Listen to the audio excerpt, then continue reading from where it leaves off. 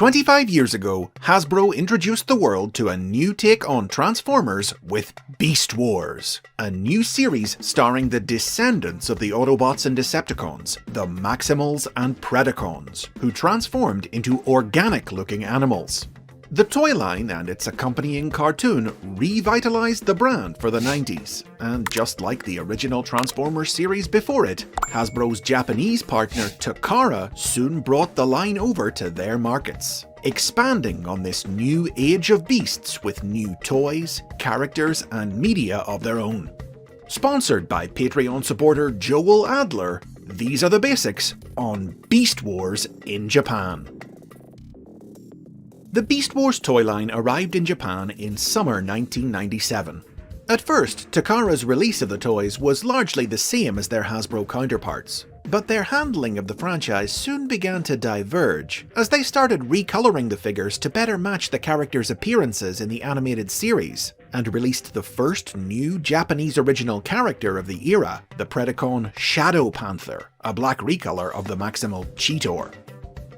The Japanese dub of the Beast Wars cartoon debuted in October of that year, titled Beast Wars Super Lifeform Transformers. The fundamental story of the series was unchanged, still about a crew of Maximals pursuing a gang of Predacons back in time to a mysterious planet, called Enerjoa in Japan, which turned out to be prehistoric Earth. But the dub, directed by Yoshikazu Iwaname, turned it into a full-blown comedy, full of fourth-wall-breaking gags and ad-libbed dialogue, with almost every bot given a kyaragobi, a catchphrase that they said at the end of their sentences. Internationally, the dub is perhaps most well known for changing Air-Razor's gender from female to male, inadvertently making the character's later romance with Tigatron the first instance of a gay relationship in Transformers canon. However, when the first season came to an end in March 1998, there weren't yet enough episodes of the North American show ready to be imported right away. So, to fill the year-and-a-half gap until more were available, Takara commissioned the production of two original spin-off series, Beast Wars 2nd and Beast Wars Neo.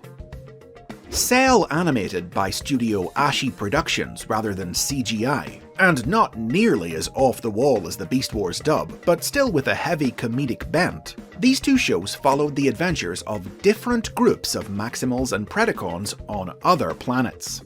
A catalogue packaged with the first Beast Wars 2nd toys indicated that the original idea for the series was that they would be set in the future era from which the cast of Beast Wars hailed, 300 years in the future. But in practice, the shows wound up introducing some discontinuities that instead dated them to tens of thousands of years after the home time of the Beast Wars cast.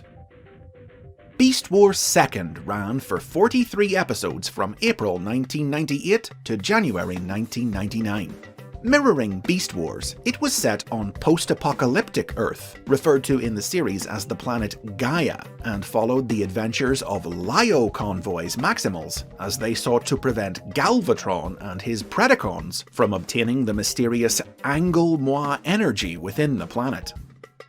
The toy line that accompanied the series was an unusual mix. Takara continued to import figures from the Hasbro line, but gave many of them new colour schemes, and even retooled a few, reimagining them with new names, personalities, and allegiances as distinct characters from their Western counterparts.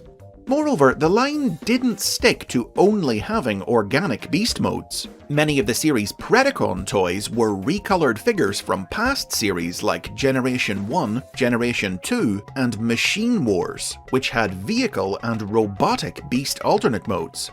There was also a small assortment of vehicles and playsets, and 3 brand new Japanese original figures: Lio Convoy, a white lion, Galvatron, a triple changer who became a dragon and a drill tank, and Moon, a cartoonish robot rabbit who watched over the conflict from Gaia's moon alongside the android Artemis.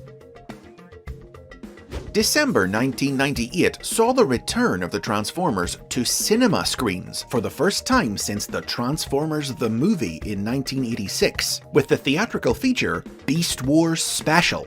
Not quite a movie, this special was made up of 3 parts. an abridged retelling of the Beast Wars cartoons so far, made using clips from the show with new dialogue, an original Beast Wars second animated feature entitled Lio Convoy in Imminent Danger, which saw Optimus Primal transported through time to team up with Lio Convoy in battle against the monstrous Majin Zarak. And as a tease for the future, a Japanese dub of the Beast Wars Season 2 episode, Bad Spark. Infamously, the film was promoted with the release of a Beast Wars branded sausage. Beast Wars 2nd concluded with Galvatron summoning his warship the Nemesis to Gaia, and using it to drain all the Anglemois energy out of the planet and store it in capsules. Lio Convoy destroyed the ship, scattering the capsules across the galaxy, leading directly into Beast Wars Neo, which featured 2 new teams racing from planet to planet to hunt the capsules down. A squad of young Maximal rookies under the reluctant command of woolly mammoth Big Convoy, and a unit of Predacons who all turned into dinosaurs and other prehistoric creatures, led by Magmatron. The series ran for 35 episodes from February to September 1999, and revealed that Anglemois energy was actually the disembodied life force of the monster planet Unicron, making his first full reappearance in animation since the original Transformers cartoon. Unicron attempted to turn Cybertron into his new body, but was defeated by the combined might of Big Convoy and Lio Convoy. The toy line for this series returned to exclusively organic beast modes, with around half the line, the main cast of the cartoon, made up of new Japanese original toys, most of which featured third attack modes, turning into weapons or traps. A prototype for a Unicron figure was famously designed, but the toy never saw a release. July 1999 brought the Beast Warriors back to cinemas. The Beast Wars Season 3 episode, Cutting Edge, was shown theatrically as part of a triple bill with other short films based on Takara's Microman and Licca-chan franchises. The rest of the Beast Wars cartoon would then finally arrive on television after Neo concluded, the final 2 seasons airing from October 1999 to March 2000, under the title Beast Wars Metals, dubbed in the same goofy style as the first, with new clip shows created to replace the 2 episodes that had been shown in cinemas.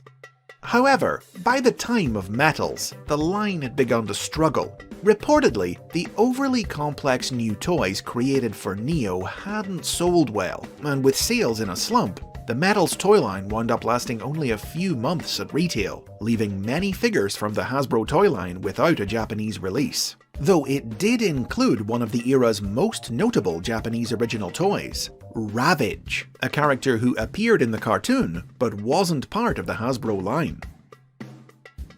Some other significant pieces of media released during the Beast era in Japan included manga adaptations of Beast Wars 2nd, Neo, and Metals by Shoji Imaki, which ran in Comic Bomb Bomb magazine alongside the cartoons, presenting alternate versions of the series' storylines, and 1999's Dual Fight Beast Wars, a fighting game for the Game Boy Color featuring bots from Beast Wars, 2nd, and Neo. But ultimately, due to the downturn in toy sales, Takara made the decision not to import Hasbro's Beast Wars sequel, Beast Machines, opting instead to produce a third original cell animated series, Car Robots, which took the franchise back to its roots with the reintroduction of realistic vehicle modes. Produced by Studio Gallop, the series was vague on its relationship to the larger Generation 1 and Beast era timeline, featuring Fire Convoy's Autobots battling Gigatron's Predacons on Earth in the year 2000. But it was very much of a piece with the rest of Japanese Beast era media, with a light-hearted tone and a toy line that mixed new figures with existing ones from Beast Wars and other past series. It ran for 39 episodes from April to December 2000, and went on to be the only one of the 3 to be dubbed into English, released in Hasbro markets as Robots in Disguise in 2001, earning it a unique legacy of its own. Check out the basics on Robots in Disguise to learn more. The end of Car Robots marked the end of the Beast era, as Takara and Hasbro then entered a period of closer collaboration to co-produce a trilogy of new Transformers series that would run until 2006. But though a new era for the brand was now underway, the Beasts weren't quite extinct. Beast machines belatedly arrived in Japan in 2004 under the title Beast Wars Returns. Released as something of a side project for fans, the cartoon, dubbed in the signature zany ad-libbed style of Beast Wars, aired on satellite rather than network television, while the toys, recolored with new cartoon-accurate paint jobs, were sold only at Toys R Us. While it may have limped across the finish line, Japan's take on the Beast era was still an extremely influential one. The Japanese original series were the first to give Transformers the built-in ability to scan their own alternate modes. Building on the character of Optimus Primal, they introduced the Convoy line of commanders who all resemble Optimus Prime, as well as the Energon Matrix power sources the convoys wielded, with Big Convoy being the first Transformers toy to come with a removable matrix. They were the first to feature an evil black and grey Convoy clone, which in years to come inspired Nemesis Prime. And while the North American cartoons took inspiration from multiple Generation 1 stories, and weren't intended to be set within a specific G1 continuity, in Japan, the Beast era has always been treated as part of the same universe as the original 1980s Transformers cartoon, with later media like Robot Masters, Kiss Players, and Transformers Legends tying the series together in greater detail. The gag dub of the Beast Wars cartoon remains fondly remembered by many Japanese fans, particularly actor Shigeru Chiba's highly strung portrayal of Megatron. The wacky personalities the dub gave the characters have carried over into their appearances in new Japanese media, and Yoshikazu Iwaname has continued to direct almost every subsequent Japanese dub of an American-produced Transformers cartoon in that same comedic style. Even though the Beast Wars 2nd and Neo cartoons have never received an official English release, and indeed it took 20 years before even fansubs of them were completed, select figures from both series were made available by Hasbro in the early 21st century, through their official online store, and as part of the Beast Machines and Transformers Dinobots toy lines. And many of the Japanese characters went on to appear in Western media, such as comic books and other stories from IDW Publishing and Fun Publications. Lio Convoy has proven to be the single most significant breakout character of the era, with multiple new toys over the years from both Takara and Hasbro. And while almost none of the other Japanese original characters have received any new figures, we can't rule out the possibility of them making a comeback. 2020 proved that with the release of a new version of Beast Wars 2nd's God Neptune.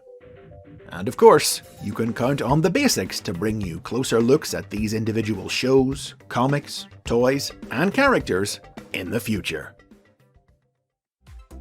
And those are the basics on Beast Wars in Japan. Thanks to Joel for sponsoring this episode. Have you seen these shows? Do you have any favourite characters or memories of them? Wild out in the comments. Subscribe for more videos about Transformers history and support the show on Patreon to get early access to new episodes.